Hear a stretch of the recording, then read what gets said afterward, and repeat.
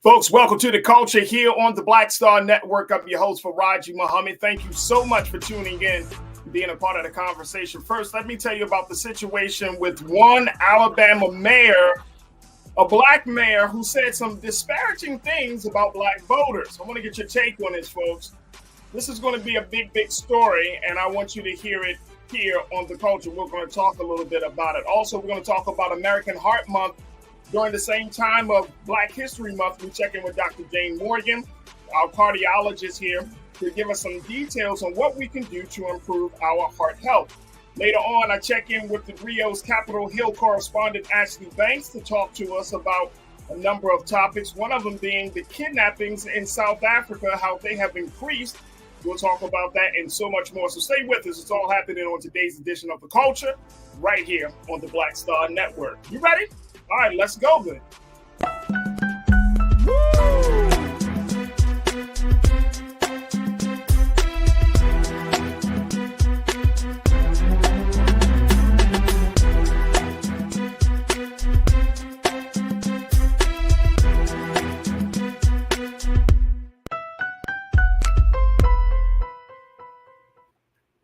Folks, welcome to the show. Welcome to the show, and happy Tuesday, folks. Happy Tuesday, folks. If you didn't notice, we're about 1 week away till the end of Black History Month, and I have to ask this question: where did the time go? Like, where did it go? Anyway, folks, we're continuing to do our part here at Black Star Network to celebrate the great history of our people. Of course, we know that Black history is every day, 365 days a year. So it doesn't matter. But this month is still very special, an opportunity as we continue to talk about things that Black folks are doing, contributions, the work that we continue to do, and of course, the struggle for freedom, justice, and equality. So we'll continue to have those conversations. But here's this story, folks, that I want to bring to your attention that I saw. And I was like, this can't go under the rug, folks. This cannot go under the rug. And that's the story of this Alabama mayor, folks. Let me just share with you the backdrop of this story. This new Alabama mayor. Let me check in here. He's the mayor of the city of Montgomery, which is a big city, right? You would think that he would have it all together. Well, he doesn't. He doesn't. He is a black man, and he is talking some things about his election. He was in a conversation, but the Montgomery mayor said in a recent leaked audio, y'all know how that go. Y'all know how that go. Recent leaked audio, Mayor Stephen Reed. He said in a recent leaked audio that he, being Montgomery, Alabama's first black mayor, don't give us about black voters. I just want you to marinate on that. The first black mayor of the city of Montgomery in Alabama said in a leaked audio that he does not give a damn about black voters.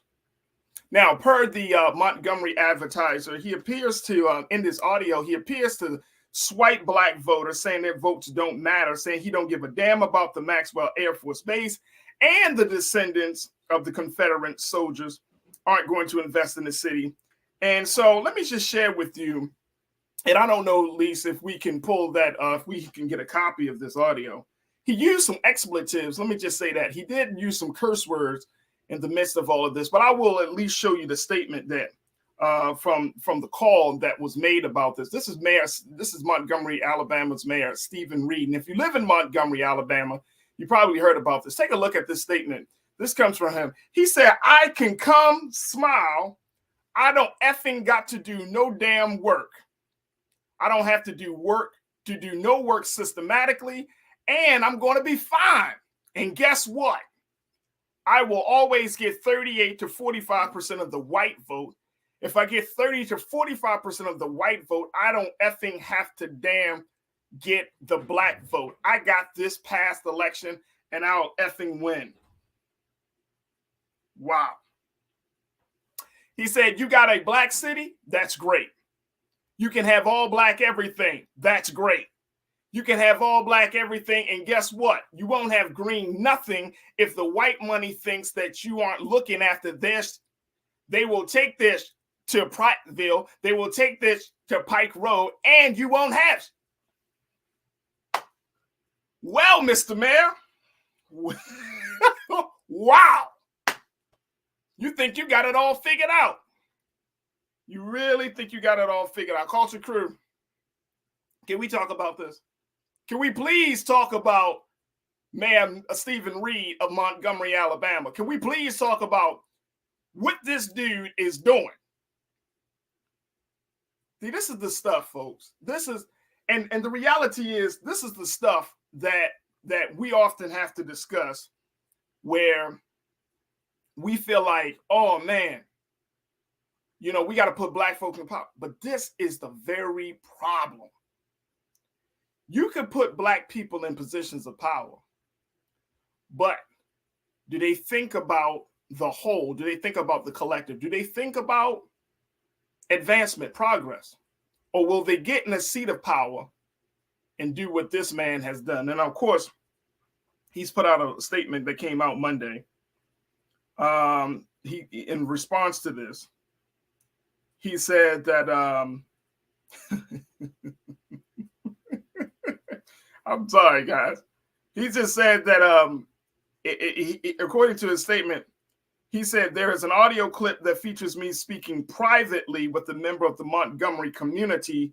This clip has been heavily edited and features carefully selected sound bites of my voice. The conversation was recorded without my knowledge or consent by this community member almost 3 years ago. He said, during this meeting, it became abundantly clear to me that this individual sought personal financial gain during a time of crisis in our city, state, and country. You have my word that no one in my administration will ever give in to a shakedown or extortion. All right, folks, come on, crew, talk to me. I want to hear what you have to say about Montgomery Mayor Stephen Reed. And if you live in Montgomery or in the area of Montgomery, Alabama, let me know. I would love to hear what the word is about this mayor. What's being discussed down there, because this is ridiculous. First and foremost, folks, how many leaked audios have we heard where we had political officials talking bad about the constituents? Too many to count. And for me, folks, it's like, it doesn't matter if you're black, white, or Latino like we saw here in Los Angeles. It's still all the same. It's still white supremacy speaking. And it's so unfortunate that it comes from the mouths and the voices of those who are the oppressed by it the most. Isn't that crazy? All right, let me go to you, crew, because I want to hear what y'all got to say of this. Chris Big, Chris, you kicking us off. Let me hear from Chris. You said they are a different breed of racists down there. What, Chris, in Montgomery? I mean, we know that's a pivotal city in the civil rights movement. We can talk about the impact, the value, the significance of that city all day when it comes to civil rights and all of those things. But racist? Yeah, that's there. But from the first black mayor? Damn. Pauline, you checked in and said, yo, I would like to hear the audio. Okay. That's fair. That's definitely fair. But I don't know how he said, I mean, it sounds pretty coherent, but we will have to, I don't know. Question is, do you really feel that way, Mr. Mayor? Now, of course, he's going to lie if he really feels that way. He's going to lie. McCole, you checked in and said, as the saying goes, all skin folk ain't kinfolk. Facts. And I don't know about y'all folks, but I'm at this place where I even with black political elected officials, I'm still vetting. I'm serious. I am so sick and tired of black people getting into positions of power and think they could just crap on other black people. I am so sick and tired of that. And then yet we pay your salary, right? We hoop and holler when you come around in the community events. We want to take pictures with you because we think you are a symbol of progress. But then you, behind closed doors, you were talking bad about us. I'm sick and tired of it. I'm sick and tired of black folks always thinking that just because you're black, you can still treat each other. We can still treat each other like it's okay. Like, oh, okay. And see, this is my pushback, folks. And I want to hear your thoughts on this, folks. This is my pushback on the idea of capitalism and white supremacy, because at the end of the day, when we tell people, oh man, make sure you join the system, get into the system is grimy, the system is dirty, right? We all know that. But when you tell people to get in part of the system, are you telling people to get in part of the system to truly change it or become an advocate of it? Y'all hear me? You want to change the system, or are we going to become advocates of the system? Because that's what we're seeing right now. Very, very few of black folks that go into these political spaces, business spaces, you know, very few really have the testicular fortitude to change it to the point where it benefits the all, the whole, the collective, the community, the culture. All right, let me play this audio. My sister, my producer, Lise, she got it for us. Lise, you want to play this audio for us as we talk about Montgomery, Alabama Mayor Stephen Reed? Check us out, folks.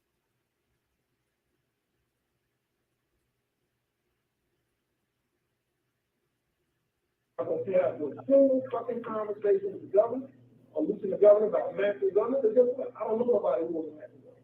Except for people I have to meet as a mayor. I don't know nobody there.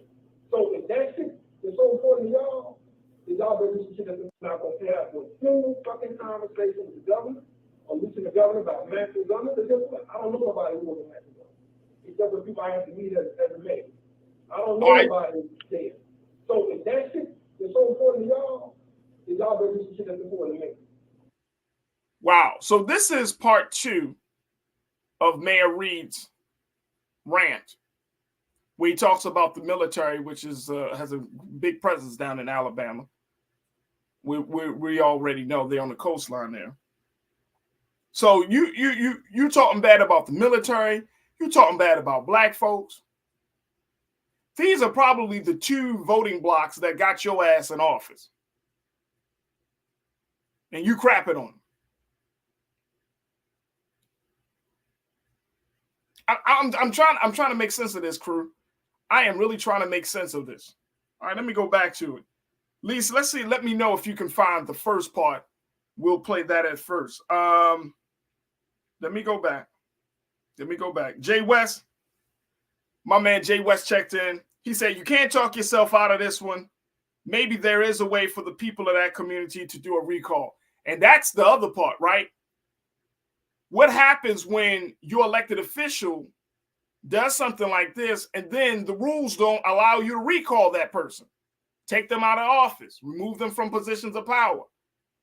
In a lot of cities, we saw that here in LA, a lot of cities, they are not prepared. They don't have any type of rules or regulations. And Jay, I'm glad you brought this up, bro. They don't have any type of rules or regulations that if a politician does something of this extent, that it qualifies them to be automatically removed from office. They don't have that because just, of course, when they probably created the city charter, audio leaks was not considered. You think about something a little bit more egregious, right? You think about if they stole money or something more criminal, but it's not necessarily criminal to discredit people. It's not necessarily criminal to insult people, criminal in the sense of the legal sense, but it's morally and ethically wrong. And it's certainly wrong when it comes from your political leader about their constituents. So a lot of these city charters don't have any type of mandate for that. I'm seeing that. So it is interesting. if they're going to be able to do a recall, Jay. Because if they can't, can you imagine being in a place where now this, he's saying that this edited and all of that stuff. Okay, it could be, but I'm just saying in the course of now people are it's going to open the door to say, okay, do you really feel this way? And Jay, like you said, you can't talk yourself out of it. You can't be like, well, that's not my voice, or that. I mean, how much editing are you going to do to parse words together to create complete thoughts and whole sentences? Come on, man. Nobody got time for all that just to take you down. No, you took yourself down, bro. All right, look, we got to take a quick pause. When we come forward, we'll continue the conversation. I just wanted to bring you up to the speed on that situation. But when we come forward, we'll take a few more minutes to get some of your comments and so much more. Stay with us. We got a lot to talk about in today's edition of The Culture here on the Black Star Network.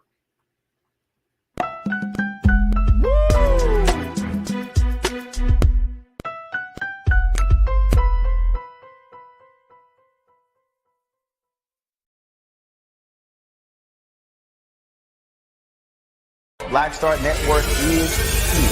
Oh, no punch! I'm real revolutionary right now. Thank you for being the voice of Black America. All momentum we have now, we have to keep this going. The video looks phenomenal. See, there's a difference between Black Star Network and black-owned media and something like CNN. You can't be black-owned media and be scared. It's time to be smart. Bring your eyeballs home. You dig? When you talk about blackness and what happens in black culture, we're about covering these things that matter to us, speaking to our issues and concerns. This is a genuine people-powered movement. There's a lot of stuff that we're not getting. You get it, and you spread the word. We wish to plead our own cause. Too long have others spoken for us. We cannot tell our own story if we can't pay for it. This is about covering us. Invest in black-owned media. Your dollars matter. We don't have to keep asking them to cover our stuff. So please support us in what we do, folks. We want to hit 2,000 people, $50 this month, raise $100,000. We're behind 100,000, so we want to hit that. Y'all money makes this possible. Checks and money orders go to P.O. Box 57196, Washington, D.C. 20037-0196. The Cash App is $RM Unfiltered. PayPal is R Martin Unfiltered. Venmo is RM Unfiltered. Zelle is Roland at RolandSMartin.com.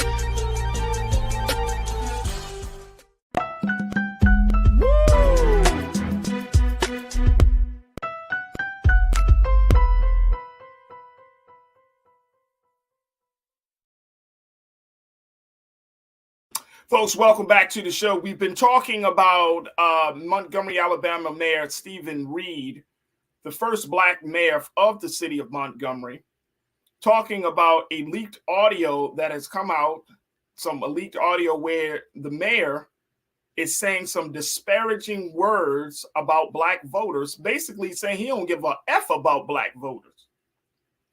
Even though I'm sure many black voters came out to vote his black ass in. He still don't care. Now, this is according to leaked audio. Now, the mayor has responded to this leaked audio last night when he put out a statement saying that the audio was heavily edited and that his words were taken out of context. Of course. Of course. I want to get this very quickly. I want to and Lisa, you got the first part. I want to share with you very quickly some of the things that the mayor said about black voters. And y'all tell me if it's edited. Take a listen.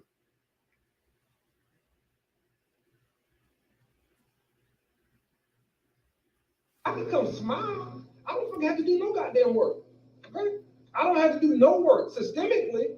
And I'm going to be fine. And guess what? I will always get 38 to 45% of the white vote. If I get 30 to 45% of the white vote, I don't fucking have to get the white vote I got this past election. I'll fucking win. You got a black city? That's great. You can have all black everything. And guess what? You won't have green nothing. The white money thinks that you are looking after their shit. They will take their shit to Prattville. They will take their shit to Pike Road, and you won't have shit.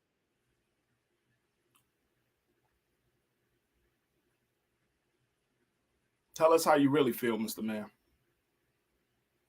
So in an age where we already have a high distrust of government in this country, black, white, all folks, all citizens of this country, we already have a high distrust. In an age where black folks are fighting to be at the table, to be well represented, to have voices in spaces where we don't normally have. In an age where we're still breaking barriers, like being the first black in some space.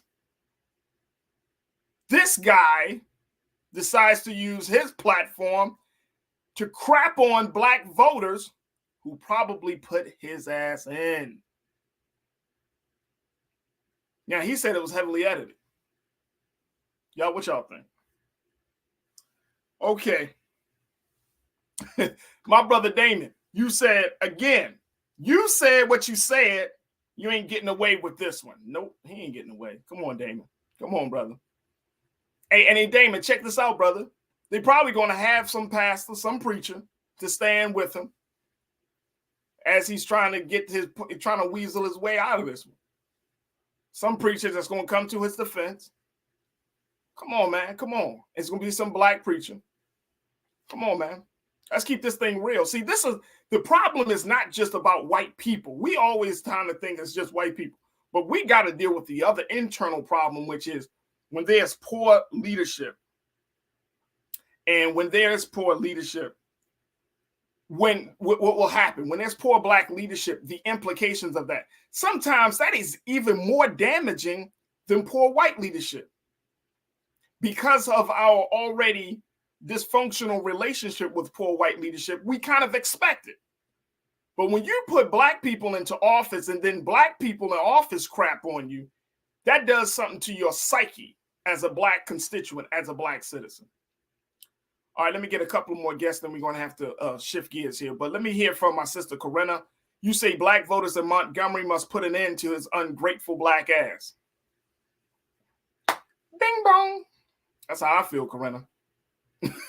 That's how I feel. I have no crocodile tears for you, bro. Have none. You want to crap on black people? You want to crap on grandmas and those who gone through all of the great struggle of our people and down in Montgomery through the civil rights years and all the way up to this present day, and you get in office and you were probably the hope, the expectation, the pride of black Montgomery, and guess what? This is what you do. No crocodile tears. Chris Big, you said, and that doesn't meet the impeachment requirements. The only option is getting him to resign. I mean, yeah, he's going to have to. Absolutely. Absolutely. And this is going to be deep. McCole, you checked in and said, you know, that it is not about character, color. It is about character. Absolutely. It is all about character. And as a people, that's the thing that we need to focus on. As a people, we don't need to keep talking black, black, black, black, black, black, black without talking being black and having character, without talking being black and being loyal. We're not talking to those things. So look, I'm gonna end the conversation right here. We're gonna take a quick pause. I know Brother Roland's I'm sure there's gonna be more talk about this. But I just wanted to throw that out there, crew. See what you get to see. If you're in Montgomery, there's some real issues you got it down there in the mayor's office, and something needs to be done. Look, we got to take a quick pause. When we come forward, we're going to switch gears. Let's talk about heart health. We got Dr. Jane Morgan that's going to be joining us to tell us what we need to do to keep ourselves healthy. You're tuned into The Culture here on the Black Star Network.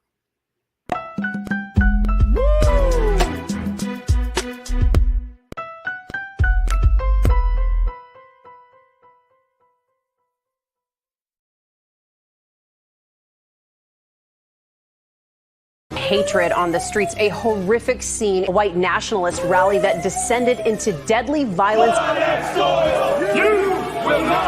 White people are losing their damn minds. It's an angry angry pro-Trump mob stormed the U.S. Capitol. We've seen shootings. We're about to see the rise of what I call white minority resistance. We have seen white folks in this country who simply cannot tolerate black folks voting. I think what we're seeing is the inevitable result of violent denial. This is part of American history. Every time that people of color have made progress, whether real or symbolic, there has been what Carol Anderson at Emory University calls white rage as a backlash. This is the rise of the Proud Boys and the Boogaloo Boys. America, there's going to be more of this. Here's all the Proud Boys, guys. This country is getting increasingly racist in its behaviors and its attitudes because of the fear of white people. The fear that they're taking our jobs, they're taking our resources, they're taking our women. This is white fear.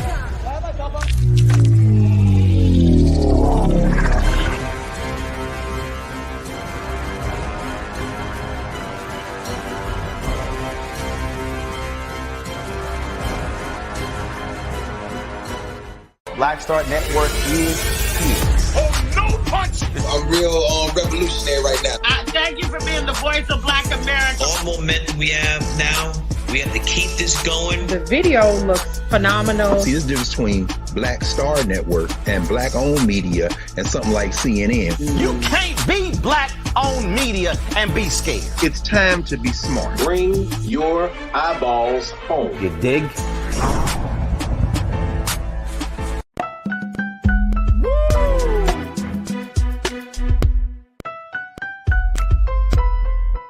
When you talk about blackness and what happens in black culture, we're about covering these things that matter to us, speaking to our issues and concerns. This is a genuine people-powered movement. There's a lot of stuff that we're not getting. You get it, and you spread the word. We wish to plead our own cause.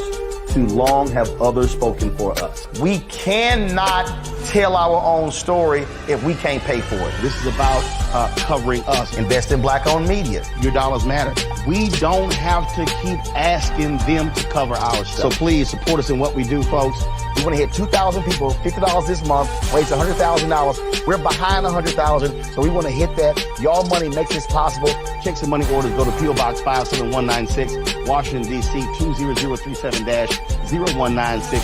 The Cash App is $RM Unfiltered. PayPal is R Martin Unfiltered. Venmo is RM Unfiltered. Zelle is Roland at RolandSMartin.com.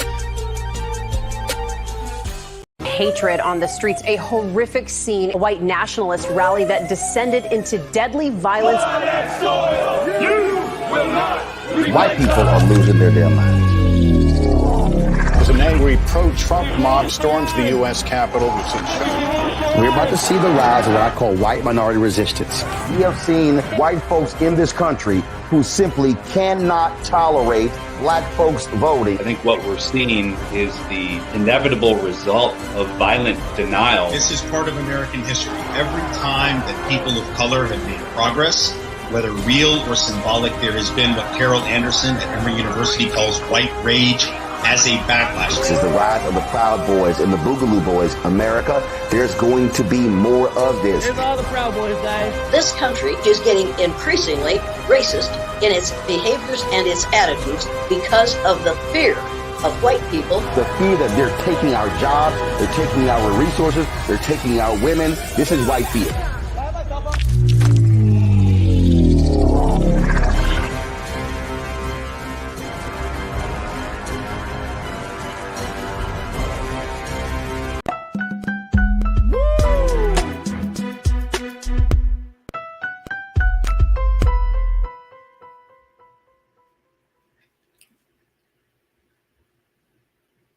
All right, folks, welcome back to the show.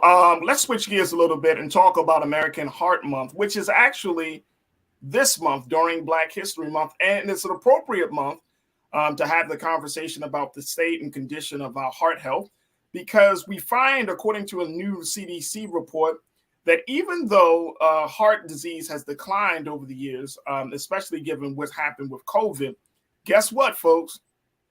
Black people are still the recipients, are still the victims, rather, of bad heart health. And what we're doing, we wanted to have a conversation today is about how the CDC has their latest campaign called Live the Beat.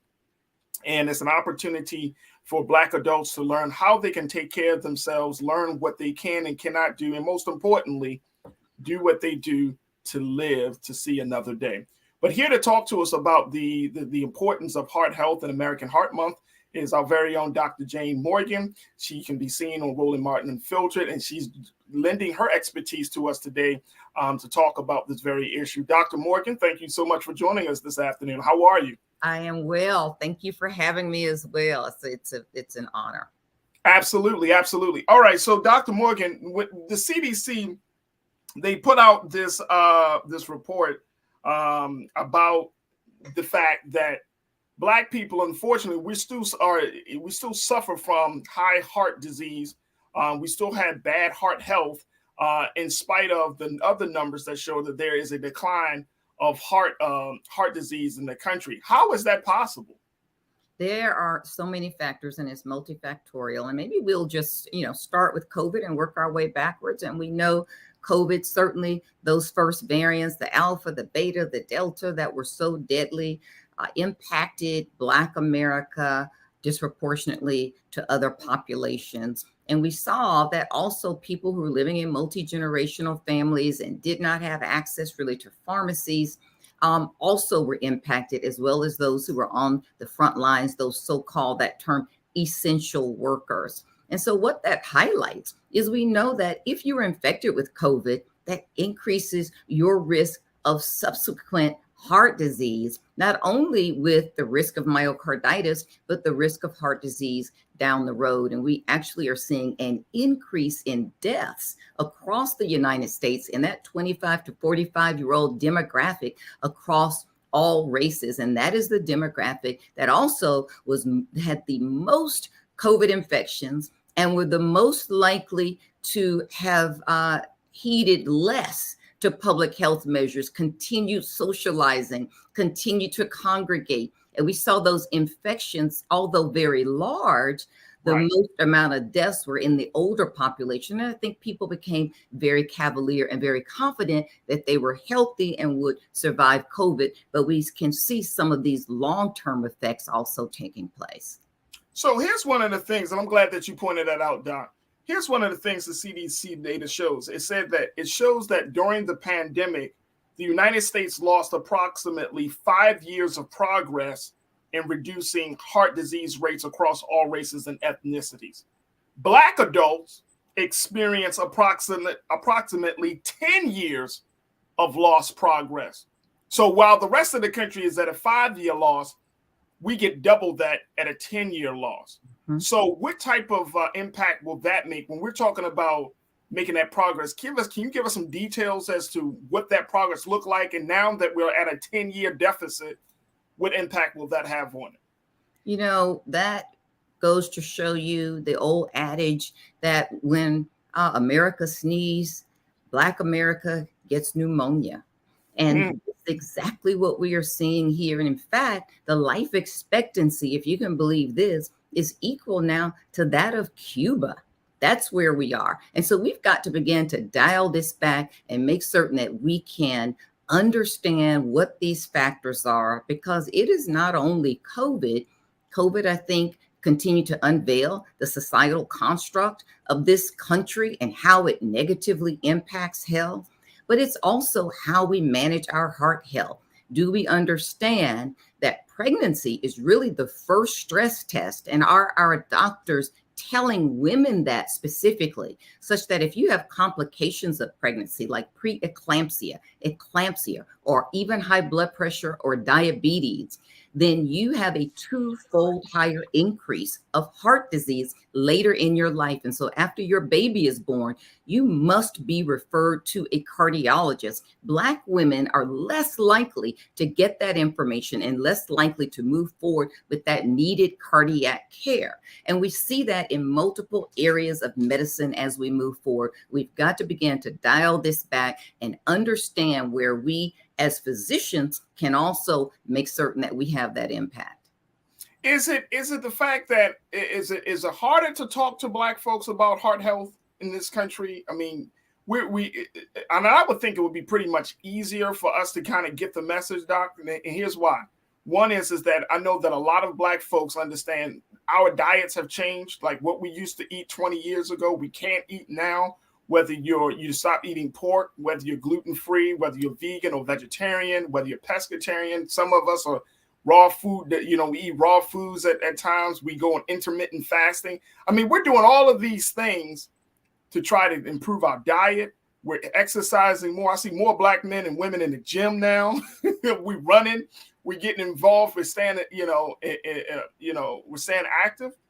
But it still seems like, is this one of those situations where it's more psychological that leads to, this type of impact on the body? Because it can't just be the physical body, but help us to make that connection. So it's a number of things. And let's talk about diet. Certainly, many people have moved to be pescatarians and vegans and vegetarians, but many have not. And actually, what we see is that people tend to eat more processed foods, foods that are faster, these foods that contain trans fats. And we now know, and although this may not be well known in the public, that a diet that's high in trans fats increases your risk not only of cardiovascular disease, but of death, more so than perhaps any other risk factor. And when we talk about trans fats, we're talking about things like donuts. You've got to begin to cakes, baked goods. Are we consuming more of those fast, ready to eat, processed foods that are already packaged and available? And the answer is yes. Why? Because they're quick, they're available, our lives are busy. But also when we think about fast food, because it is accessible and it is affordable, it is expensive to eat a healthy diet. Fruits and vegetables are expensive. Yep. Food is cheap. And so sometimes this is just a matter of practicality. How am I going to survive to tomorrow or to the next day? What foods are accessible to me such that if I eat today, I also have enough money to eat tomorrow? And that is the sad fact in America. It's the cheap, processed, highly foods that highly contain trans fat and other unhealthy byproducts are also readily available in fruits and vegetables, and fresh fish and those types of foods are expensive and not as accessible. Talk to us also, Doc, and before we take our next pause, but give us some insight in terms of, making those visits to the doctor's office. And I know that there's this myth that Black folks, and particularly Black men, don't like to visit doctors. I don't know a lot of Black men like that, because all the brothers I'm around, they ask me if I've been to the doctor lately, So I don't know where that came from, but how important is that? Considering that we're in this place with heart health, should we just go once or twice a year? Should we kind of go on a quarterly basis? Faraji, I like your friends, but you are in an unusual group, and it's not just right. I know, Doc. I know. That's a good group of friends you have there, but it's not just Black men. It's men in general. Men in general don't see the doctor. They tend to do better if they're married because their wives tend to push them more. But men in general don't see the doctor. This kind of, let's tough it out. There's nothing wrong with me. And so sometimes you see disease progress, and we pick it up a little bit later in men. What we also need to think about for women is that symptoms of heart disease can be different than those of men. It may not be this dramatic chest pain, chest pressure, loss of consciousness, dizziness. It may simply be you feel fatigued, or you feel run down, common complaint of a woman, or that you have jaw pain that actually may send you to the dentist instead of to the emergency room. And these symptoms can be subtle, and therefore by the time that they're caught, they can actually be more fatal in women. In fact, the first heart attack of a woman is actually more fatal than that of a man. And we think that these symptoms are subtle. And of course, we see this even more so in Black women. And so we've got to be able to deal with what happens in pregnancy, What happens during menopause? We know that Black women suffer more menopausal symptoms, and it also increases your risk of heart disease as that estrogen level decreases. Are you having discussions with your physician about hormone replacement therapy in menopause? White women are having those conversations. Are Black women having those conversations for cardio protection, but also for protection against cancer? This is all information. People on social media need to follow people for medical information who've got medical and scientific backgrounds, as opposed to following whatever. You're following someone for their rock formations or their cooking shows, but then expecting to get medical information there as well. Make certain that you understand what you need for your health and to move forward, because cardiology is all encompassing, including the teeth. Keeping your teeth clean increases your risk of heart disease. If you have gingivitis, your risk of heart disease is greatly increased. And you would know if you have gingivitis, your gums maybe bleed, maybe you have bad breath, maybe you have a loose tooth, maybe you have swollen gums.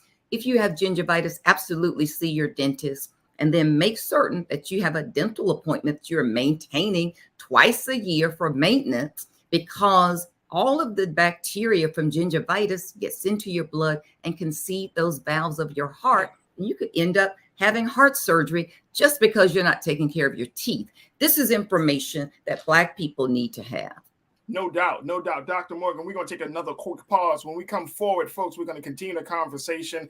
I want to get some feedback from you, crew. So make sure you get ready to post your questions, your thoughts. Join us in the chat right there on YouTube, Facebook, and as we're streaming on Black Star Network, as well as on Amazon News. Stay with us. More conversation about heart health in Black America here on The Culture, right here on the Black Star Network.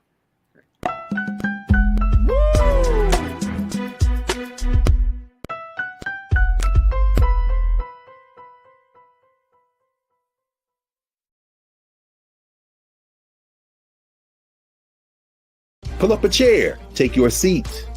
The Black Tape with me, Dr. Greg Carr, here on the Black Star Network. Every week, we'll take a deeper dive into the world we're living in. Join the conversation only on the Black Star Network. Black Star Network is here. Oh, no punch! I'm real revolutionary right now. Thank you for being the voice of Black America. All momentum we have now, we have to keep this going. The video looks phenomenal. See, there's a difference between Black Star Network and Black-owned media and something like CNN. You can't be Black-owned media and be scared. It's time to be smart. Bring your eyeballs home. You dig?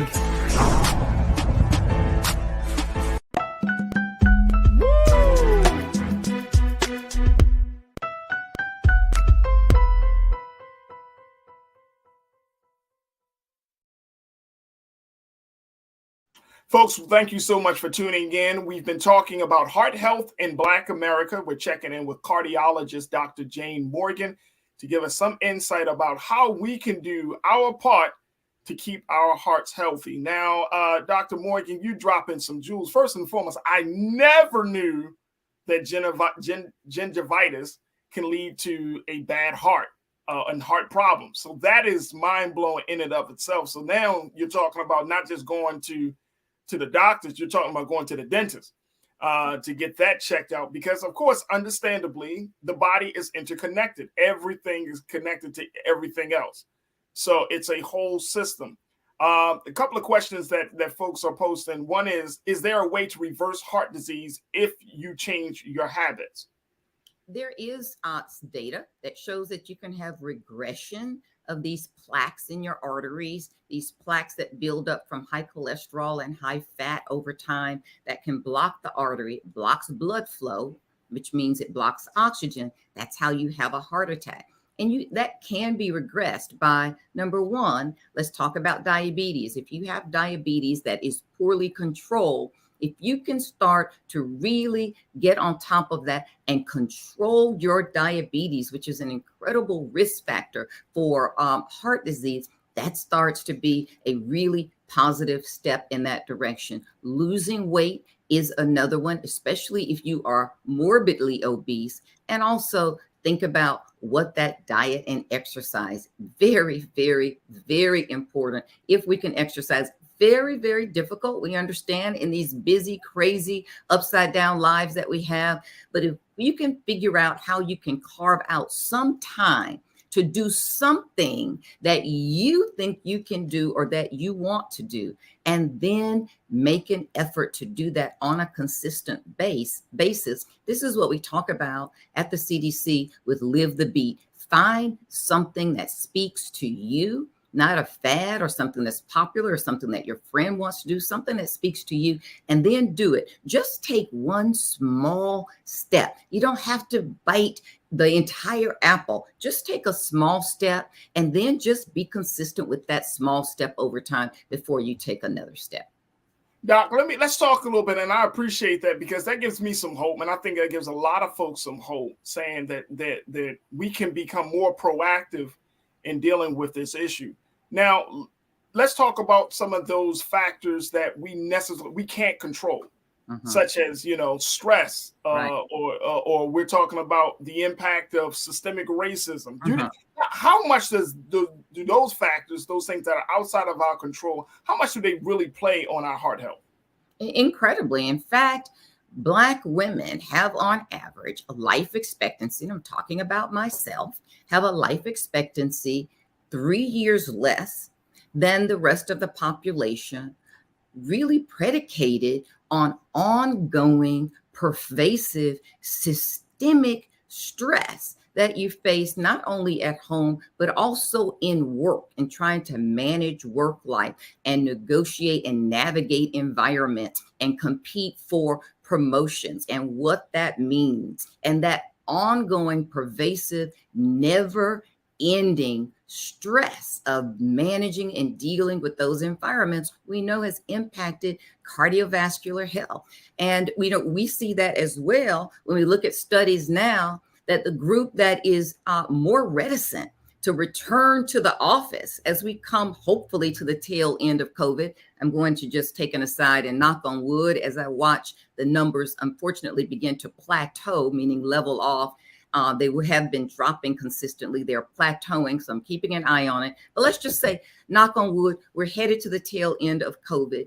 It is Black women who are more reticent to return to the office.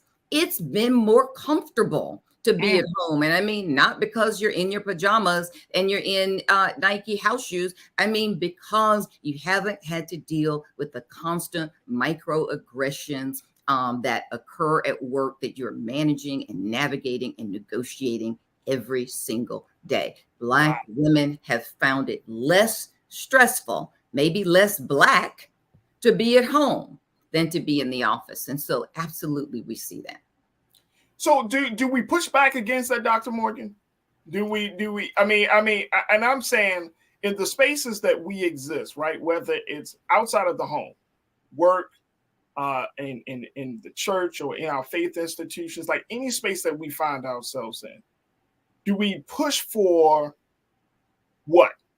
Because there's always this, the conversations like this can go a couple of different ways. One way is that, oh, well, the government and political officials need to do A, B, and C. And then you say, oh, well, the people just don't care about their health. I mean, we are hit, and I know you know this, but just to state it, that we're hit with so many different things in the course of a day, in the course of a week, right? And just in terms of our lives, that it's becoming more and harder to try to figure out, okay, let me take time for myself. Let me make sure I'm eating the right way. Let me do things like that. And it sounds crazy, but that's just the way life has become. That's the culture of how we're living right now. So I'm wondering, like, how do we break out of that vicious cycle? How do we break out of it? I'll give you a great example because I'm a part of this vicious cycle. My son is a national correspondent for CNN. And 2 or 3 years ago, during the George Floyd protests, he was arrested on national television while I was watching. His name is Omar. That was your son? Omar Jimenez. Yes, is my son. Oh, wow. Oh, yeah. He used to work in Baltimore. Absolutely. Yes, it was at WBAL TV. Yes. I saw that. Okay. So imagine I'm his mother. We don't have to imagine it because I am his mother. But imagine all the Black mothers in the world. And this is the thing that we fear, that you live with constantly. And he is arrested. I'm watching him on live television, ask why he's being arrested. He's being handcuffed, and then he's led off the screen. And I don't know what has happened to him. So I won't go through everything that happened in the course of that day with myself and my family. But here's what I will say after that incredibly traumatic situation that I was managing as a Black mother. The very next day, I'm at work and still giving presentations, and no one's asking me how I'm doing, whether I'm falling apart. I'm expected to perform. It's of no consequence to the work environment. And that is the situation that we find ourselves in all of the time, regardless of the crises that we are constantly navigating. At work, we still have to move forward as if we are not in a crisis. No other culture has to do that. And that's what we have to manage. And I give myself as an example because I am guilty of that. That's what happened to me. And the very next day, it was work as usual as far as my peers were concerned. Although that's not what was happening really in my life and what was really happening mentally and emotionally with me at that time. Dr. Morgan, I can only, and I'm sorry, I didn't mean to respond the way I did because I could only imagine how traumatic that could have been. It was traumatic to watch. It was like, what is happening? Exactly. So I could only imagine in well, I guess my bigger question is, would you say that you were able to kind of recover from that moment, from the trauma of that moment, or is that something that you're still like a work in progress? I mean, I know that you gained something and learned something about yourself, and your family has learned something about that, coming out of that moment. Could you share that with us? Sure. I gained something, but I lost something as well. And I would say that is something you never recover from.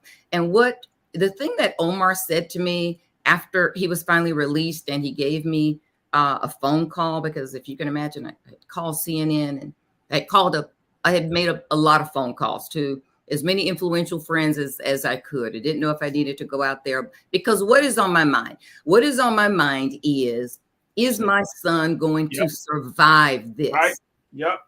And it's not a matter of getting to the prison. Can he survive police transportation to even make it to jail? That's the issue. When you go into that black zone, that black hole of the arrest that every Black mother understands, can you even make it to the prison? That's the situation. So no, you are forever changed. And after Omar talked with me, I saw him back on the air, and someone asked him, you talk with your mother, what did she say? And I don't even remember saying this, but he said, I said to him, I thought I was going to be another Black mother with a statistic of her son being brutalized in police custody. He said, that's what I said to him. So, this is the reality of what we live in every single day. That's just background. That's just how our day starts, with all of these things that we have to manage in navigating what it means to be an African American, right? You are African without a culture and American without a country. And so we have to manage this every single day. I want us to marinate on that one, Dr. Morgan. You are African without a culture and American without a country. Wow. We got a few moments left. When that's gonna be the thought of the day, Doc. I have to say that. That's gonna be the thought of the day for me. We got a couple of moments left. What do we do now that we know about the seriousness of heart health in America and Black America? We know that these things exist. What are some of the things that we do moving forward? I know the CDC had their kickoff event. They're going to be having the kickoff event on February 25th. Mm-hmm. So what do we do? How do we get into a better space? And I would love, we can keep talking about these things, and I would love to have you back on, and you can kind of give updates. So it's not about that, but I mean seriously, like what people can walk away, what little nugget of empowerment can you share for our listeners and watchers? Okay, little nuggets. Take care of your teeth. That's something people don't generally think about. Try to do one thing, just one thing. It doesn't have to be a big thing. Pick one thing that is healthy for your heart that you can do. Maybe you will, and I'm being very simple, just walk to the mailbox every day. That's where you start. Maybe you're going to incorporate more vegetables on your plate so that maybe your meat is not the main course, but it becomes a guest and your vegetables are the main course. Start with something that then you can continue to work on that one thing. Don't pick 10 things. It's too overwhelming. Just pick one thing and then work on that one thing. It's really, really, really easy to develop bad habits. It is really, really hard to break them and develop good habits. So just pick one thing, give yourself some time, and work on that one thing over time.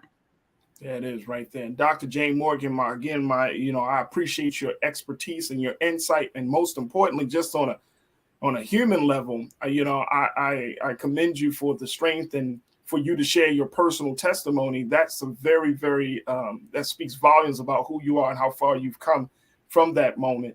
So you are always welcome. We would love to continue the conversation about heart health and so much more of that you bring to the table. But I will say thank you so much for your time this afternoon. We truly appreciate it. Yeah, thank you for having me anytime.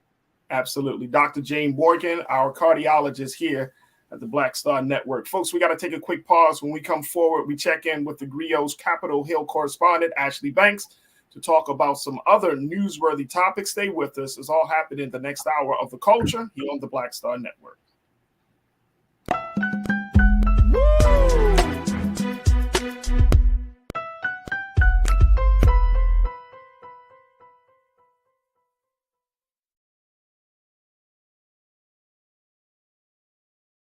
I'm Deborah Owens, America's Wealth Coach, and my new show, Get Wealthy, focuses on the things that your financial advisor and bank isn't telling you, but you absolutely need to know. So watch Get Wealthy on the Black Star Network.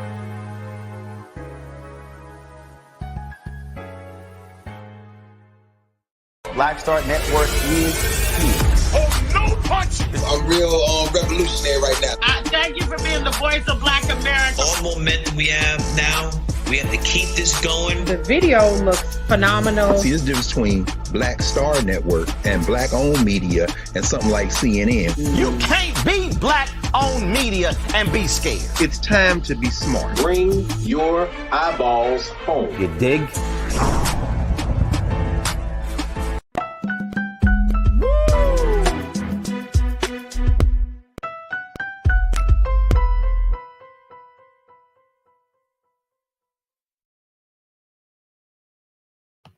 Folks, welcome back to the second hour of The Culture here on the Black Star Network.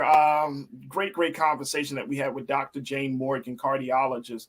Got me thinking a lot. But folks, these are the conversations that we are having.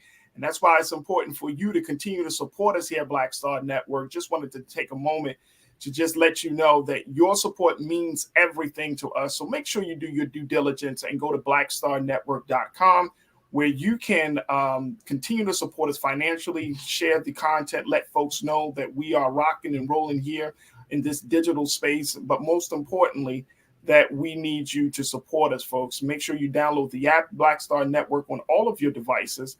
And also follow us on our social media at Black Star Network on IG and Twitter. And you can follow me, yours truly, Faraji Muhammad, on Instagram at The Real Faraji, as well as on Twitter at Faraji. And we would love to connect with you.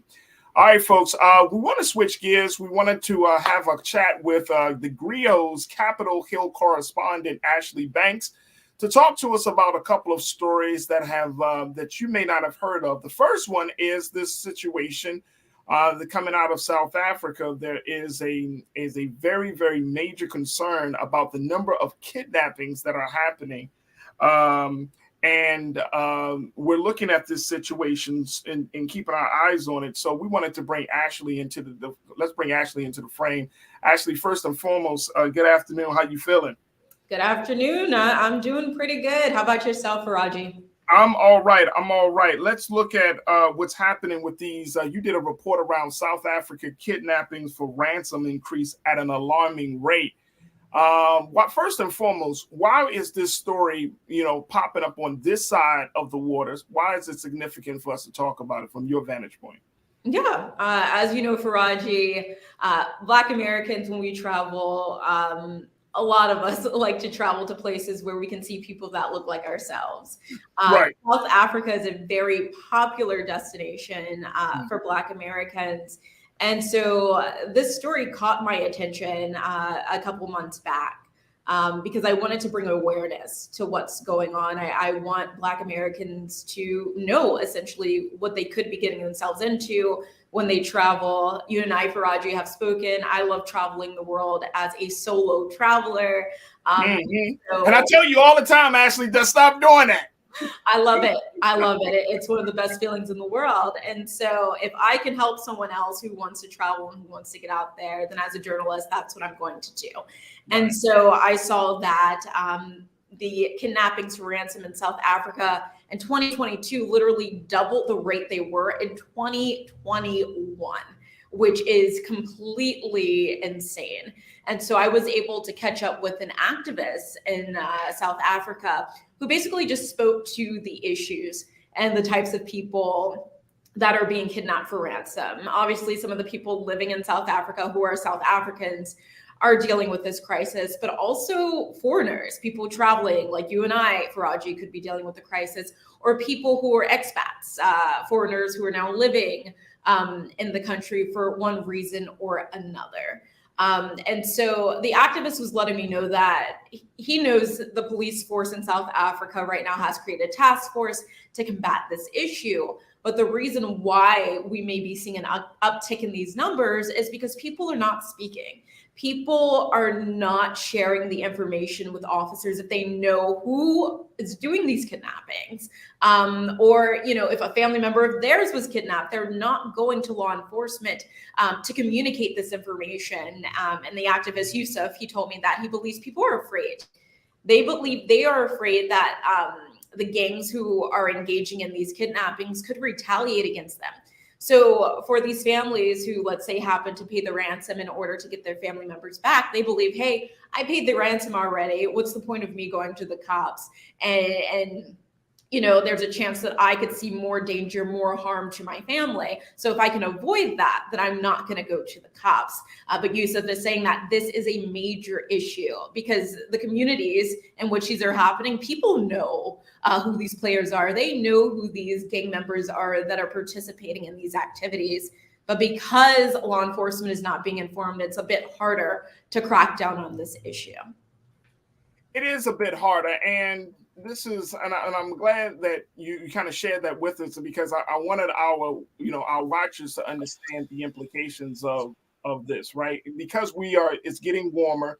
It is getting around the travel season. And like you said, a lot of us like to go to tropical places, but we sometimes travel to these places. And I see a lot of Black women in particular, not throwing no shade on y'all, but I see a lot of Black women wanting to go to the most far out, most exotic spaces, right? Because it's beautiful. The weather is great. I mean, I understand, but we do have to understand the culture of those places that we go to, whether you're talking about Tulum, Mexico, or you're talking about South Africa, right? Like the culture, and more importantly, the relationship that the United States of America has with some of these places. And even though these are U.S. territories, these are poor U.S. territories. And so I've heard so many stories actually of tourists, and not just Black women, just, tourists in general, who go to these exotic places, these beautiful places, and they think that, hey, I'm here. They're going to treat me like a queen. They're going to treat me like a king. and they get violated. They become victims of everything from robbery to sexual abuse and violence. I mean, it just runs the gamut. So should there be some real conversation about understanding the cultures, the spaces that you go to? Like, should we take some real time to kind of like educate ourselves about what's happening in those places before we just jump on a plane and go? Yeah, for sure. And I'm just going to say, when I pick a place to travel, I first go to the State Department website, and they have travel advisories letting you know what level of risk you should take when you're traveling to a country. And so right now, South Africa is under level 2, and it's for some of the reasons I stated: the kidnappings, robberies are out of control, assaults can be out of control. For Roger, we know, for instance, the U.S. is not the safest place either for people to be. I just want to put that out there. Right. But for the most part, those of us who are living in, we'll say, urban communities, like I'm living in Baltimore City, I work in Washington, D.C., I kind of know my surroundings. It's a little different than going to a foreign country where you may not speak the language and you definitely don't really know the culture. So it's very important that people do their research before they go somewhere. Like you stated before, there are so many beautiful places, so many exotic places that men and women love to travel to, but not every place is the place for you. I have known friends and family who travel places and they do get robbed. I've read stories of people actually being kidnapped in different places and living to tell their story.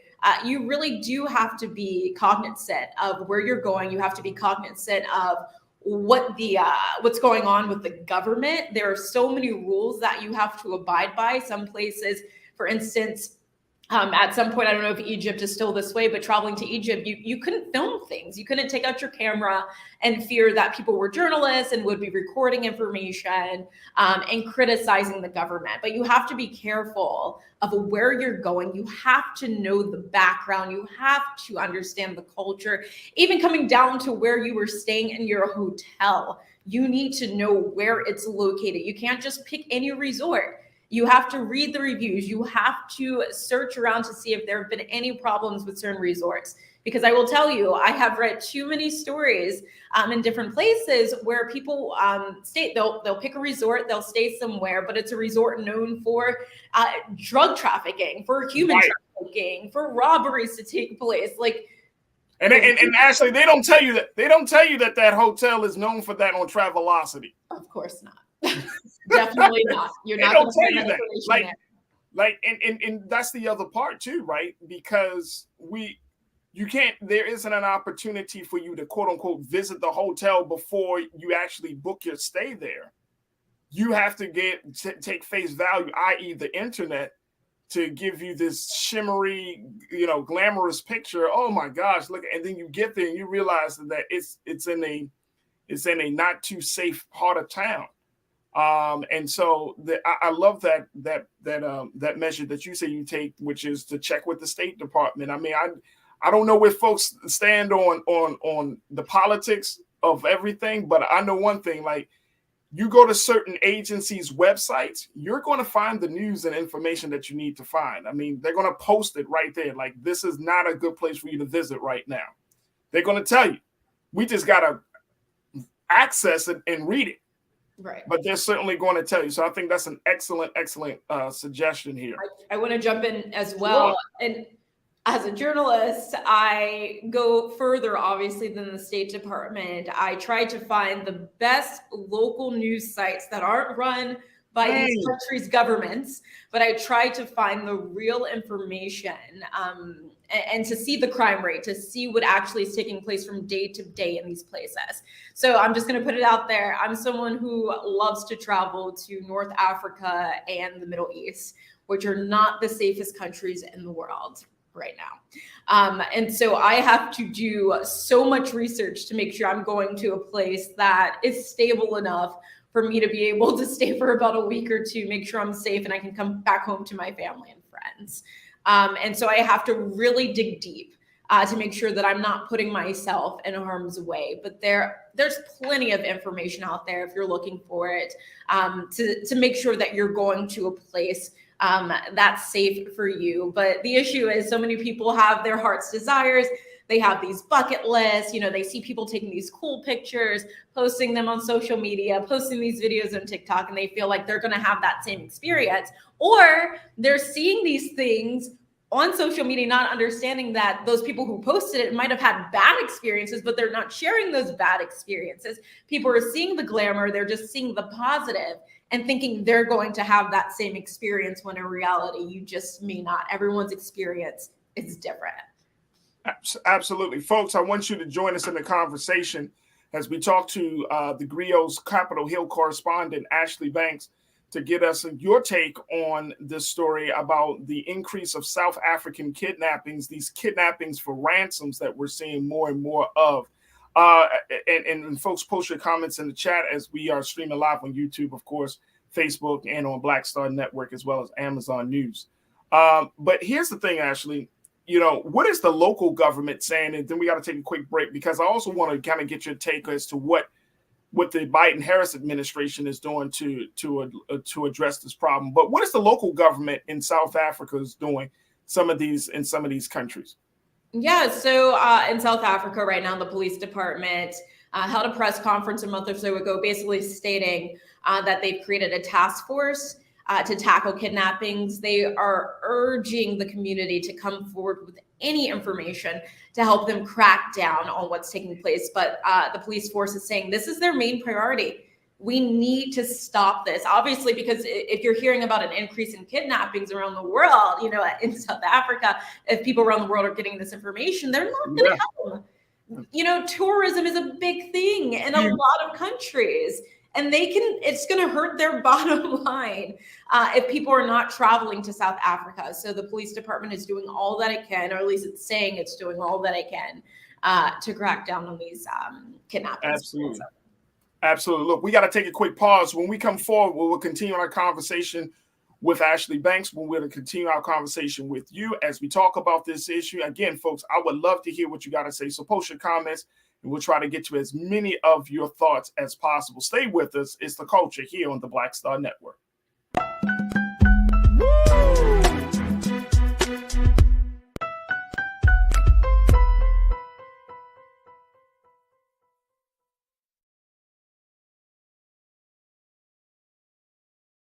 Hi, I'm Dr. Jackie Hood Martin, and I have a question for you. Ever feel as if your life is teetering and the weight and pressure of the world is consistently on your shoulders? Well, let me tell you, living a balanced life isn't easy. Join me each Tuesday on Black Star Network for A Balanced Life with Dr. Jackie.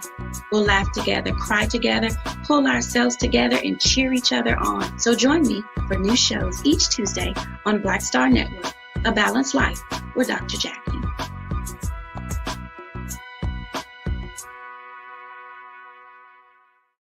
Black Star Network is here. Oh, no punch! I'm real revolutionary right now. Thank you for being the voice of Black America. All momentum we have now, we have to keep this going. The video looks phenomenal. See, there's a difference between Black Star Network and black-owned media and something like CNN. You can't be black-owned media and be scared. It's time to be smart. Bring your eyeballs home. You dig?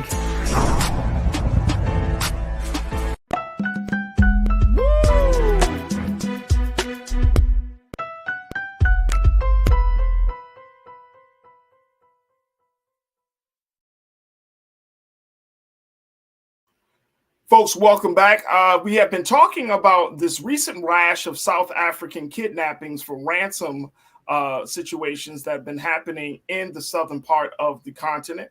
And we've been checking in with the Grio's Capitol Hill correspondent, Ashley Banks, to kind of give us some details around, what's happening and, more importantly, what is going to be done to address this issue. And folks, I would love to hear what you got to say. So crew, post your comments in the chat. But Ashley, going back to the part that you said that the police departments in South Africa, they say that these kidnapping for ransoms issues, this is a priority for those police departments. Have they made any arrests? Have they made any dent in figuring out who's responsible? Is it just random individuals, or is this a larger plot from, certain groups in South Africa. What has the police shared so far? Yeah, so the police has informed the public that this is essentially gang activity. These are gangs who are highly intelligent. They have people that have certain roles, people who are scoping out those who have money, those who actually do the kidnapping, to those who carry out the violence, to those who are getting the money, the ransom money, and communicating with the families of the victims that they've abducted. And so there's this whole operation when it comes to these gangs who are doing these kidnaps for ransom.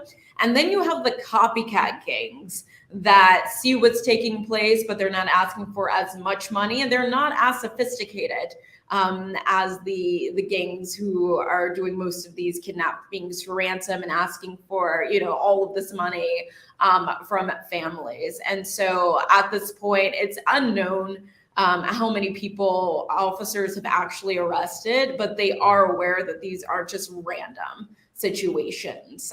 These are literally operations that are taking place, well thought out operations at the hands of gang members. So one of the things that you mentioned in your piece about this is that the Biden-Harris administration, they met with the South African president to talk about just a host of things. And he's actually, you shared this in your piece, that he's actually been implicated in this kidnapping for ransom situations. He's allegedly involved in some of these kidnappings. Give us the latest around that. Yeah. So the South African president did meet with President Joe Biden last year. Didn't really speak too much on these accusations of kidnapping and the bribery scandal that he's under. A lot of South Africans are calling for his resignation. And so at this time, the Biden administration is kind of just not getting involved. I'm sure you're aware, but Biden is looking to go to Africa towards the end of this year to help strengthen ties between the U.S. and Africa. But South Africa is not on the list. The president's being really quiet about it just because there's not a lot known surrounding what's going on with the South African president. And so President Biden doesn't want to speak on it. And so it sounds like the South African president, though, is in a lot of hot water. And I've read quite a few reports on this kidnapping and bribery scandal that's going on there. But it just sounds like his administration is riddled with corruption. So the more I learn, the more I will tell you. But at this moment, there isn't much to go on. Riddled with corruption. Wow. I guess this just speaks volumes about where we see public officials, especially in other countries. And it's interesting, of course, that, you guys had reported, and like so many other news outlets did, the fact that the president had called African leaders to come together, to come to Washington late last year in December and talk to them about a host of things. But how important is human rights?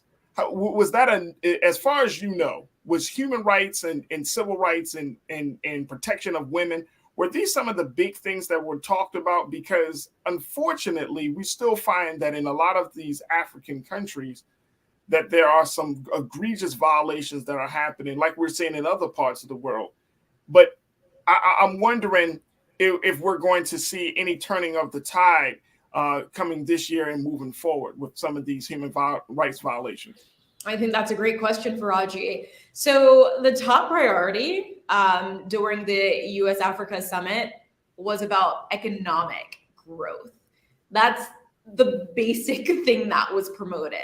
Civil rights, not too much on that. Protection of women, I do not recall hearing anything about that. They could have discussed it during their closed meetings with the presidents from the several African nations, but from the events that I attended, pushing economic growth was the top priority, not just for the older generations right now in Africa and the African nations, but the younger generations as well, through job growth, through STEM, right? Science, engineering, all that good jazz. But when it comes to the civil rights, when it comes to kidnappings, because kidnappings for ransom are not just happening in South Africa.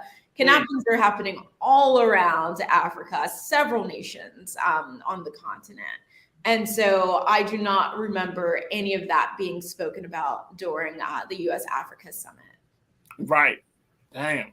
That is absolutely insane to me. All right, Ashley, let's shift gears a little bit.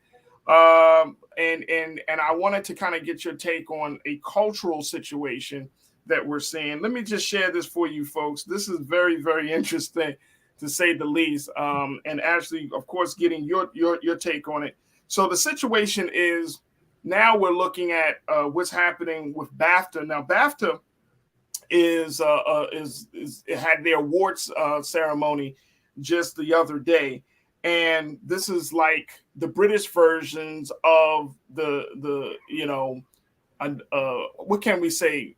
It's a British version of what we saw with SAG-AFTRA and other unions and like not the People's Choice Awards, the Golden Globes rather.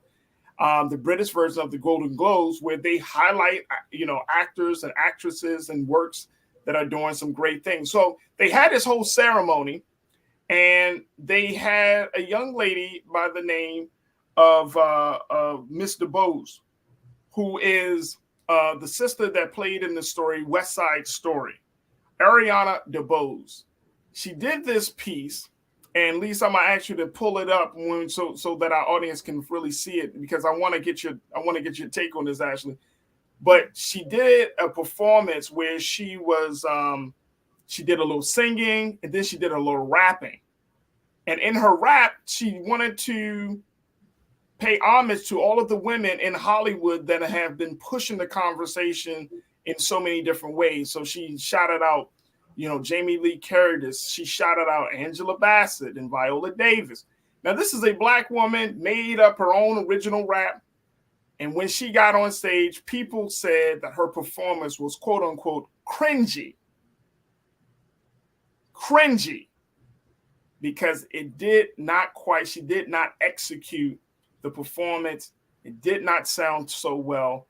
So much so that she was getting so much backlash on Twitter and other social media spaces, but predominantly Twitter, that she ended up deleting her Twitter account. Now, this is a young Black woman who was essentially bullied on social media and felt like the best way to handle all of the criticism about her performance, even though BAFTA, they put out a statement saying that they were in full support of Ariana DeBose's performance. They didn't think that it was bad. They said that, she came up with this idea and her team put together this musical piece. And more importantly, they wanted to create a very lighthearted award ceremony. And so they don't have any criticism about it. But the backlash, forcing her to delete Twitter, causing her to feel some sort of shame, is absolutely crazy, Ashley. And I want to kind of get your take on this, because this is, like I said, it's a Black woman. She's being shamed for a performance. She gets off of Twitter. But then there's also, of course, the race element as well, because she's in a space that predominantly traditionally has not always appreciated the contributions of Black women. Now, I'm talking about Britain. So let's talk about this bullying piece at first. What do you take from this when we see this type of cultural demonstration forcing people to kind of like go back into a space and all of that? Let me get this. Before I get your response, I want to play this clip that we got of the performance. This is Ariana DeBose as she performs her piece, paying homage to sisters in Hollywood. Take a look. In the room, supporting and leading, all here I presume. Hong Chow, Dolly D, Carrie and Carrie with the C. Dame Emma, I'm so fond. Anna girl, you were great and blonde. Danielle D, you broke my heart. Michelle, I've loved you from the start. Angela Bassett did the thing. Viola Davis, my woman king. Blanche Kate, you're a genius. And Jamie Lee, you are all of us. Upper lady.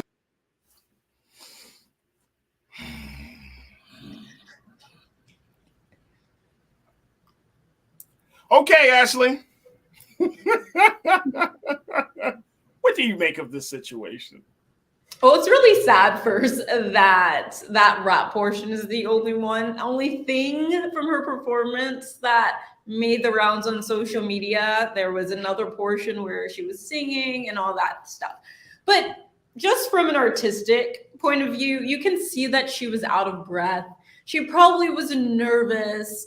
And of course, it wasn't executed the best. And so for people saying that it's cringy, okay, I can see that. You can agree with that? I can see that. But I'm someone who can look past the performance and see the message. And I thought it was cute. I thought what she was trying to do was cute. It was original. What I was reading was that she had a short period of time to put this together. And I think it should be appreciated. You know, she's calling out these wonderful women in Hollywood and the things that they've done. I think it was decent. I really do. When you look past the cringe, when you look past, you know, the fact that the performance wasn't perfect. Okay, she's human. It may not be perfect. That's okay. She tried. But you said, wait a minute, hold on, Ashley. You said when you look past the cringe, when you look past this, when you look. But what I'm saying is, I appreciate her efforts. Okay, I got you. I appreciate her efforts. I understand why some people are critiquing it, and they can critique whatever. Yeah. But I think people are critiquing it for the wrong reason. So as you stated, this is a British award show. And so the producer who allowed this whole thing to go down was stating that people are used to the traditional British performance. And so they're very stiff. They did not expect something like this. And as someone who lived in England for at least 5 months, it's true. They tend to be, not all of them, but there is a racist atmosphere being in Britain. I don't know if I told you this, but when I lived in Britain, I was called the N-word to my face for the first time in my life. Wow. I was shocked, but shouldn't have been, knowing the history of the UK. And but anyway, for people to come out and critique her and the way that they are, it's just like, did you not hear the content? Did you not hear what is actually happening? Her purpose for reciting this song and reciting this rap was just, like you said, to pay homage to these women in Hollywood. And if you didn't like it, move along. You don't have to comment. You don't have to bully her online. She is a person with feelings, and this is her original work. You don't like it, move along. It's really not that hard to do. So, I don't know. And I mean, like, and I think this is why we probably should have this conversation, because of, one, the racial undertones, two, the fact that she is a woman, right? And then three, is this a sign? And this is something that BAFTA kept kind of saying, that they wanted to have, they allowed this to happen because they wanted to push back against the whole Oscar so white campaign, that they want to say, no, here at BAFTA, we're not so white, we're diverse, we're inclusive of other people. And I don't know if that is a message that failed to be relayed or communicated with this piece. Now, I don't think it's the worst performance. I've seen, y'all know, I have a problem with Gerard Carmichael's performance at the other award show. I thought that was terrible. So this is nothing compared to what he said and what he did. But I do think that we are in an interesting space in our culture that we can just crap on people who try to do things out of a space of love, support, and we're like, oh, they didn't execute it correctly, therefore she's trash. And then force her to leave social media. It's like, it's something very disturbing about this. This is not what I think that the culture should be doing. We shouldn't be going into a direction where we think it's cool and that to bully somebody about who they are and how they express themselves. But when it happens to children, when we have these mass shootings in schools and we're like, oh my God, it's a terrible thing. How did this ever happen? It happened from adults. I mean, how does any of this stuff happens? This stuff, if adult act this way, it's going to trickle down to the children. So I push back on the whole bullying thing. You're not going to bully me out of a situation just because you don't like what I say or what I do. You don't have to listen to it. You don't have to tune in. It's just that simple. I'm in agreement with you, Ashley. And I think it's really, really sad that we're still in this space right now. So we got to take a quick pause. When I come forward, I want to get your take on that, folks. I want to hear from you as well around this issue of bullying on social media, the impact of that, and let's talk about the racial undertones of that performance. Folks, stay with us. We still got a lot to get to in the final few moments of the culture here on the Black Star Network.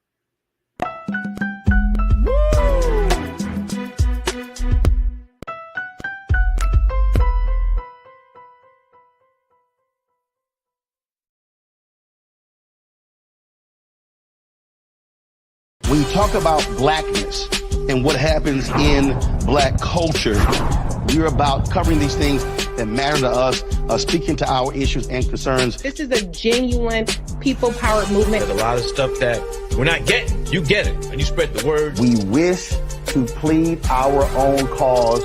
Too long have others spoken for us. We cannot tell our own story if we can't pay for it. This is about covering us. Invest in black-owned media. Your dollars matter.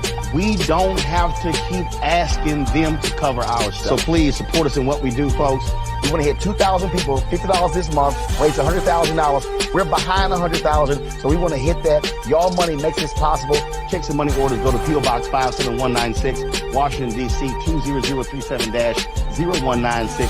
The Cash App is $RM Unfiltered. PayPal is R Martin Unfiltered.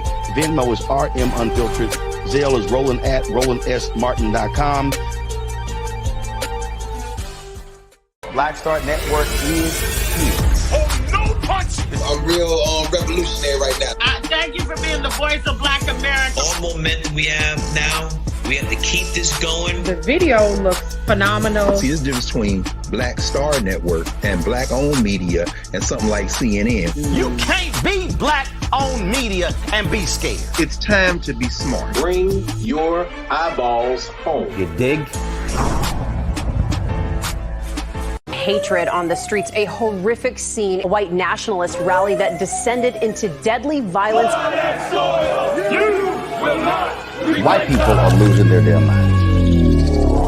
As an angry pro-Trump mob storms the U.S. Capitol, we've seen We're about to see the rise of what I call white minority resistance. We have seen white folks in this country who simply cannot tolerate black folks voting. I think what we're seeing is the inevitable result of violent denial. This is part of American history. Every time that people of color have made progress, whether real or symbolic, there has been what Carol Anderson at Emory University calls white rage as a backlash. This is the rise of the Proud Boys and the Boogaloo Boys. America, there's going to be more of this. Here's all the Proud Boys, guys. This country is getting increasingly racist in its behaviors and its attitudes because of the fear of white people. The fear that they're taking our jobs, they're taking our resources, they're taking our women. This is white fear.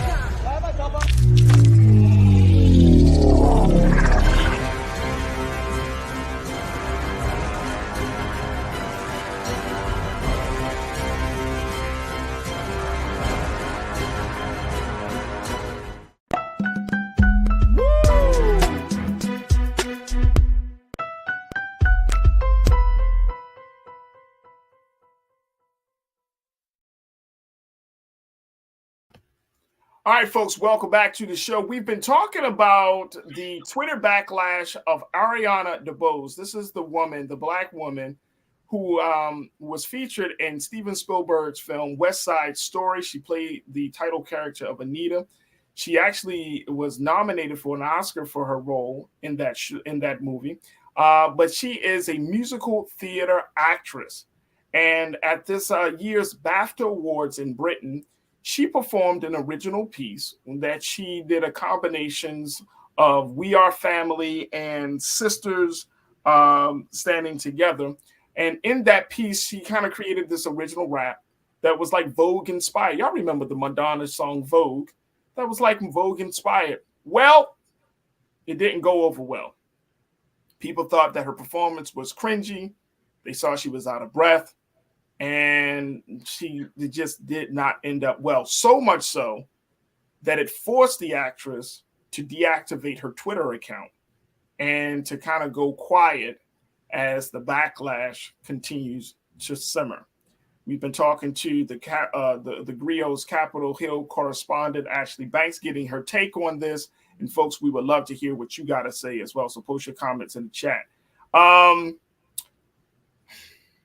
I'm trying to see, is there a need for us to have a bigger concern here, Ashley, around the issue of online social media bullying, or there's need for us to have a bigger conversation about race? Especially when you're talking about a sister like an Ariana DeBose, she actually got an award from Britain. And so I'm trying to just figure out, like, how do we have a conversation to make sure that culturally there is still a space for Black women to express themselves outside of the construct of the industry, that they can express themselves in an original fashion. Do you think that this is problematic, or is it just another Hollywood actress who's pissed off because no one, folks didn't love what she did? I think the issue for me is that you mentioned earlier, BAFTA was looking for ways to be more inclusive. They didn't want to be like Oscars so white.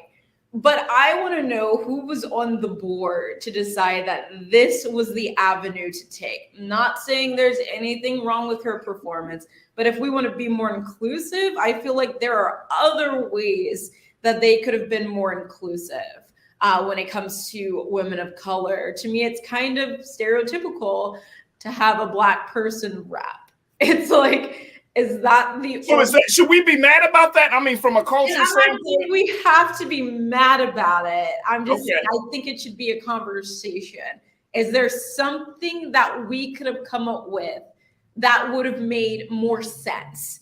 Or that could have been, and I'm not saying we need to be more appealing to white Brits. What I'm saying is there needs to be a conversation centered around, was that the only thing that we could come up with, was to have Miss DeBose rap to make sure that the awards was more inclusive. And then suppose she came up with that though. Suppose she said, maybe BAFTA didn't say, hey, you need, maybe, would you like to rap because you're Black? Not to say that they would do that, but I mean, I don't know. But maybe she was like, hey guys, I got an idea. I want to do this piece that I wrote to honor the sisters, the sisterhood of Hollywood, and it's not just about Black women, it's about all these women that have been doing great things. Maybe she came up with this on her own and they were like, okay. I mean, rap is still a very popular music genre, so it's understandable that especially when I hear Hollywood or any type of Hollywood rooted agency talk about diversity, I'm thinking Black. Mm-hmm. What I'm saying? So they probably thinking, okay, you have this Black woman, she can actually hold a note. My sister Suzette Speaks checked in. Suzette, we're going to talk to you tomorrow, but you said the thing is Ariana DeBose can really sing. So they're thinking this thing is about to be slamming. It's going to be fun. It's going to be lighthearted. This is a Black woman. She wrote this piece. Let's put it together. Let's see how it works. She's a singer, Faraji, not a rapper. And it's like, she's a singer. Maybe she should have got Cardi B or Megan. Possibly. But I feel like she could have stayed her lane. First, once again, I think the message was great. Right. Execution, I can see it being cringy. But I would have loved for the entire performance to have gone viral instead of just her rap portion, because the rap portion did stand out and it didn't look as great as I'm sure she thought it would have been executed. But what I would like to know is if there were people of color on the board who were making these decisions when it came to making sure this award show was inclusive. And now, yes, it could have been DeBose's idea to have this rap, but there are still checks and balances. There are still people that should be on the board saying, okay, let's weigh the ideas. This can't be the only idea. This is not the only way to make sure it's inclusive for people of color. Let's make sure we're doing the right thing for our audience and for the communities of color. Let me ask you a question. All right, speaking of color, and I want to ask my producer, Lisa, if you can find this picture, find the picture of Angela Bassett and Viola Davis embracing one another at BAFTA. It's a very famous. You should be able to find it because it's a dope picture that I want to share with you. Because everybody's now looking at this picture, actually reciting the lyrics of Ariana DeBose's song. But I want to get back to this point very quickly. Do you think that what we saw from, like I said, Gerard Carmichael's performance when he did the Golden Globes and now this performance, is it going to put the conversation about Black folks hosting award shows, Black folks being at the table for award shows, do these performances put that conversation in jeopardy? I don't think so. When it comes to DeBose or even Carmichael, there are a lot of people that are on their side. Although there are people that are criticizing them, there are still people who understand what they were trying to do. Even if you may not agree, some people understand what they were trying to execute. And as we know, Black people are some of the best entertainers in this world. So when it comes to, I didn't want to say it, but yes, the best. And so you know how to entertain now. We definitely know how to entertain. We know how to do that. So when it comes to hosting these award shows, these people on these boards know that it's best to have us. Who are they going to have, hosting these shows? They know that in order to get Black people to watch their shows, they have to have us represented. That's the only way we're going to tune into these shows now, because we have those hashtags, Oscars so white, different shows that we know are not picking Black nominations for these different awards. So a lot of us aren't tuning in. It's like, what's the point? So in order to, they're smart. The boards on these award shows are smart. And they know the only way to attract us is to have Black people hosting. So they're not going to not have Black people hosting shows in the future. But when it comes to DeBose, I'm just really unhappy with the bullying that she has been facing. It reminds me a lot of what happened to Leslie Jones when she did Ghostbusters, and how people in this country were just so racist and just talking about her looks and just tweeting the most asinine things about her, to the point where she felt the need, in order to protect her mental health, was to deactivate her Twitter account. And it's just so unfortunate. We all do not perform in the same way as everyone else. We do not all look the same. We all have a different perspective of how things should go or whatever, but it's not fair for someone to be attacked because of their looks, or even to be attacked because their execution may not have been perfect. It's the message that matters in this case. It shouldn't matter about her execution. And so it's just unfortunate that she did deactivate her account. It's not said that she deactivated her account because of the backlash she was getting. I believe we can infer that's yeah, but no, some reports are saying that though, Ashley. They're saying because she just got so much hate. Yeah. It's not fair. And I get it. People, I don't know if anybody in our crew has experienced something like this, right? But could you imagine you did something, like if I did something on this platform and said something really, really outlandish, or did something, or treated a guest a certain way, and next thing you know, you're the talker, your name goes viral for the wrong reason. And I mean, thousands of people. I remember during the Freddie Gray moment in Baltimore, I did I did an interview with CNN, and that went viral, right? But it was for the good reason, but it just went viral. And even that day, I remember my phone just kept bouncing, like, and I was like, I had to turn it off. I went to the movies that day. I called out. I called out of work because it was just so much. So I can only imagine, and that was for a good reason. That was for people like, oh my gosh, I saw your interview. That was awesome.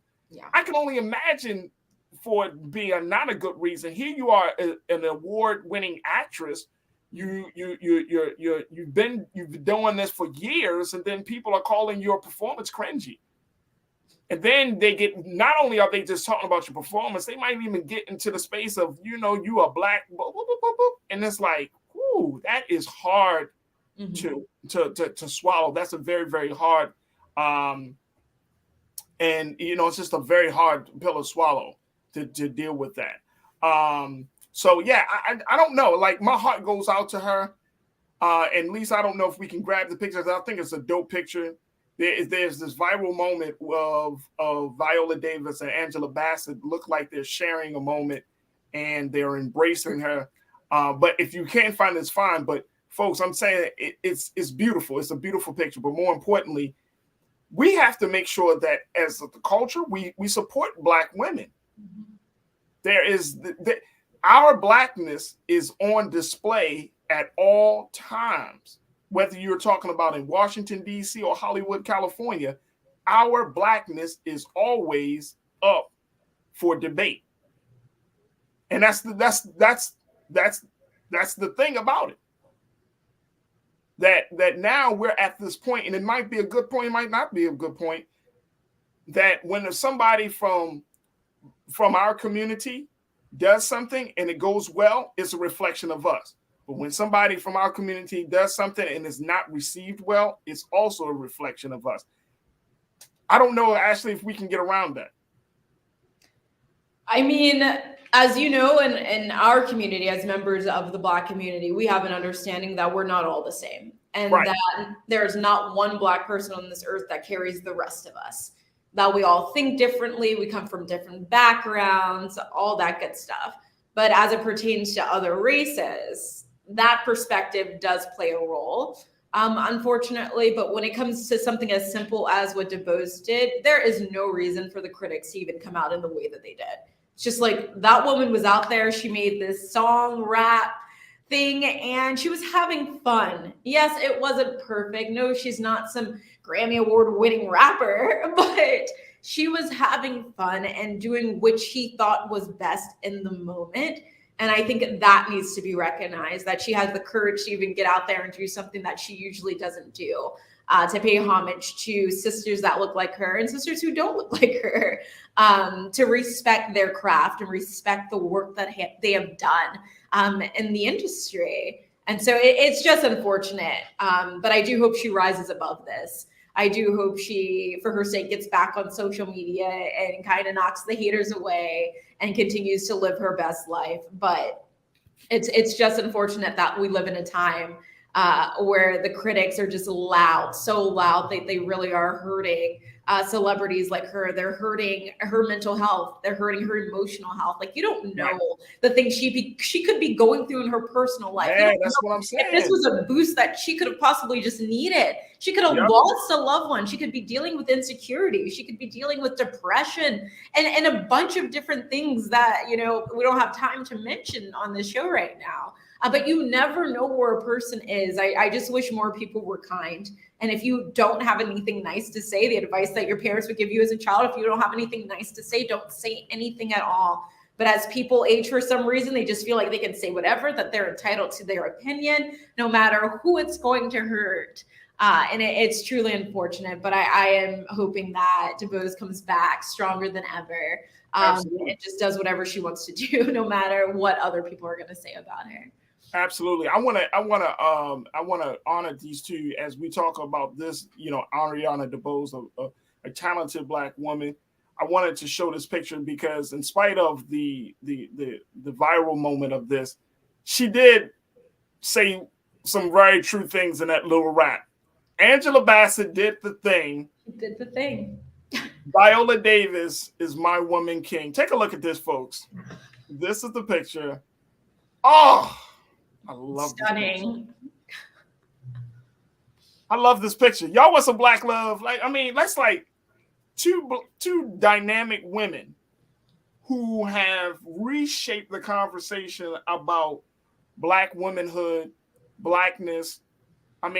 Dynamic. And what we have between these two women, Ashley, Angela Bassett's been doing this for, I want to say 30 years. For a long time. Viola Davis has been doing this for 30 years, crew? Like, we probably got 60, 70 years of great talent just in that. What better way to end the conversation? Like, in spite of all, the joy of seeing these two sisters continue to represent at a very high level. And I mean, they just like fine wine, it gets better over time. You know what I mean, Ashley? Just to see them. It just brings a lot of joy to my heart. So I just wanted to share that with everybody. Like that is a beautiful picture that came from BAFTA. That was from the awards night. And Angela Bassett, Viola Davis, two dynamic. I mean, just two powerful women in theater, film. Viola Davis got the EGOT. She's an EGOT now. She gets the Emmy, the Grammy, the Oscar, and the Tony. And so, what else can be said? That's Black excellence. I want to say, hey, Lise, let's show that picture one more time. I know we got to wrap up. I'm just excited about it. Look at that. Black girl magic. They are stars in their own right. Super stars. And they got so much love and respect. You can clearly see they got love and respect. No beef. No like, girl, I'm better than you. It's like we doing this thing together. We in this thing. This is like we ride together. We die together. Hopefully not anytime soon, but yes. No. Hopefully not. Hopefully not. Big shout out to the queens.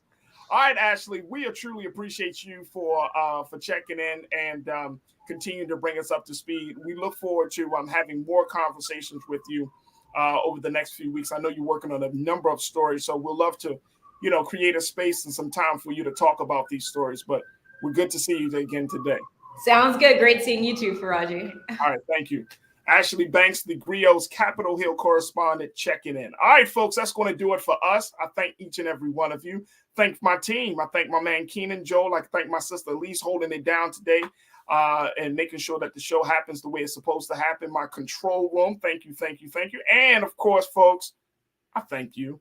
I can't thank you enough. My crew for tuning in. Make sure y'all do your due diligence. Go to blackstarnetwork.com. Make sure that you download the app for free on all your devices. Make sure you follow us on all social media.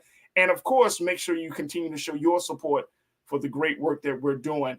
Also follow me on social media at Faraji on Twitter and The Real Faraji on IG. And so much more. We always doing something. So make sure that I see your face on my phone so that way we can connect and continue to build this community. All right, that's going to do it for me. Stay tuned. Up next is Roland Martin Unfiltered, RMU. As always, never be afraid to challenge what's wrong. Stand for what's right while being yourself in the process. God willing, we'll talk tomorrow. We got my sister Suzette Speaks that's going to be joining us tomorrow. So we'll talk to her about a host of things. And I got another cultural conversation that is blowing up this weekend. Can't wait for the conversation tomorrow. So we'll have that conversation tomorrow right here on The Culture, only exclusively here on the Black Star Network. Thank you so much for tuning in. Talk to you soon. Peace.